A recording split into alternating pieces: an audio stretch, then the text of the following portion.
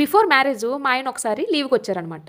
లీవ్కి వచ్చినప్పుడు నన్ను కలవడానికి నా దగ్గరికి వచ్చారు. సరేలే ఈయన వచ్చారు కదా అని చెప్పి నేను మా ఎండీ దగ్గరికి వెళ్ళి నాకు ఒక 2 days లీవ్ కావాలి సార్ అని చెప్పి అడిగాను. ఇంత బిజీ షెడ్యూల్లో నీకు 2 days లీవ్ కావాలా, వర్క్ ఎక్కువ ఉంది కదా, ఈ మంత్ లీవ్ ఇవ్వడం అవ్వదని చెప్పి ఆయన నాకు లీవ్ ఇవ్వలేదు. మా ఆయన ఫోన్ చేసి నేను అక్కడి నుంచి ఇక్కడికి వచ్చాను, నువ్వు ఎక్కడి నుంచి ఇక్కడ నన్ను కలవడానికి కూడా నీకు అవ్వట్లేదు అని చెప్పి ఆయన ఫీల్ అయిపోయేవారు అనమాట. ఆయన అప్పుడు వచ్చిన టైంలో నాకు ఒక్క రోజు కూడా డైరెక్ట్ గా మాట్లాడడానికి లీవ్ దొరకలేదు అనమాట.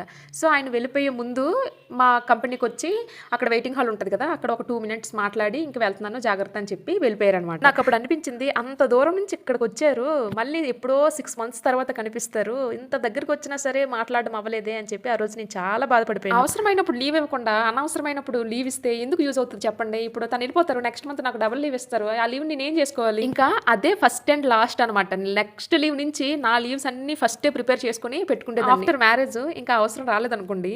మీకు ఎప్పుడైనా ఇలా జరిగిందా? జరిగితే కింద కామెంట్ చేయండి.